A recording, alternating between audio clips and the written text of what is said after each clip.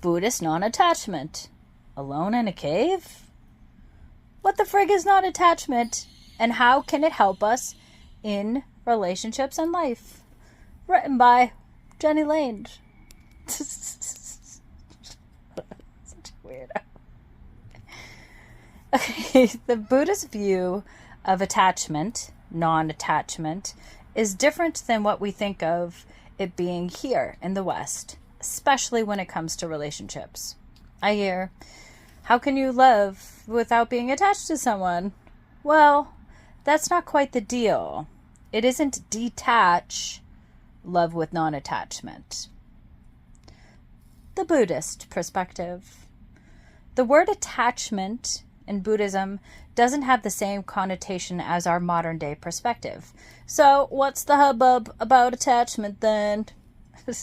Why did the Buddha man even care? Simply, it's the uncomfortability or pain, suffering, that results from the holding on to something, that burning yet beautiful hot stone. It's not only about what you hold on to, have attachment to, but how that holds on to you when you allow it to hold on to you. Non-attachment doesn't mean we don't own things or have to live in a cave with nothing to attain non-attachment or to never love another again. No way!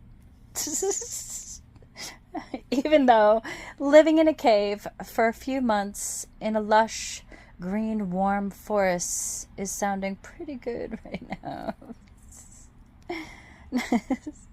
Non-attachment is not allowing things, people, thoughts, feelings, pasts, futures, or expectations to own us. Because this action of attachment adds deeply to our suffering when it no longer provides us with our conditioned comfort. Everything breaks. Everything here ends. That's inevitable. Attachment that is painful in this sense is our unwillingness to face the reality that there is an end. It's in the misunderstanding that things are permanent while clinging to the false reality that they are. It's not being uncaring of things or people or blind denial. It's about the awareness that change is constant and not allowing those things to own you or to add to your uncomfortability or your suffering. Everything is temporary, including your life as you. When non-attachment pertains to love. Thich Nhat Hanh, a Buddhist monk, put it beautifully, I feel. You must love in a way where the person you love feels free. That's non-attachment. Insecure attachment is love with ownership. Non-attachment is loving someone in a way that the person is free to be. Goals are important to look at in non-attachment and can be applied with the same idea as love. When you allow goals to hold you, trap you, chain you, define you, that's attachment. Non-attachment is having goals while not actually being those goals. Not allowing the loss or failure, otherwise known as attempt at success, or the success itself to actually be you and enjoying every shared moment of the process. We don't rush through a song to get to the end of it. We enjoy the experience of those moments in the song fully. Once you understand, once you understand and accept that a beginning will also always end, there's a peace with the idea that an end will lead to another beginning and another now. It's the cycle, the radical acceptance of the beauty of change. It no longer causes suffering. That is non-attachment. It's seeing the blue vase on the table, filled with orange tiger lilies, knowing, as you look at it, that it will be broken, or simply gone, and those flowers will wither and be gone too. If you see the vase already broken, and the flowers now compost, you can appreciate the wholeness as it is now, in this moment. It is seeing the end and the beginning of things simultaneously, the end running parallel along with the beginning, in the moment, without comparison, right here and right now. The object of your attachment no longer chains you to your desire for life to remain the same. It is no longer fettered to you. A great visual of this idea of non-attachment is the intricate, colorful sand mandalas Tibetan monks create.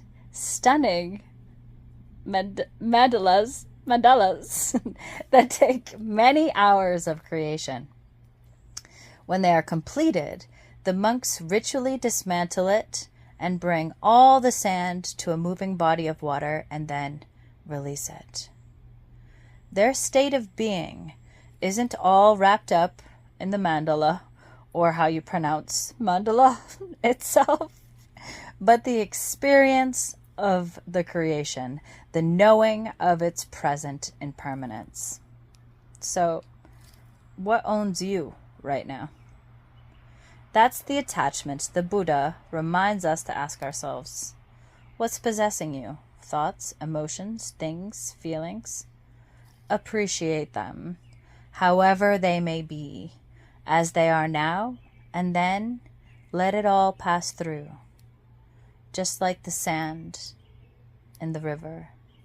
Release it until it will return again or disappear. That's why we enjoy it now, the experience of now. The joy of the experience.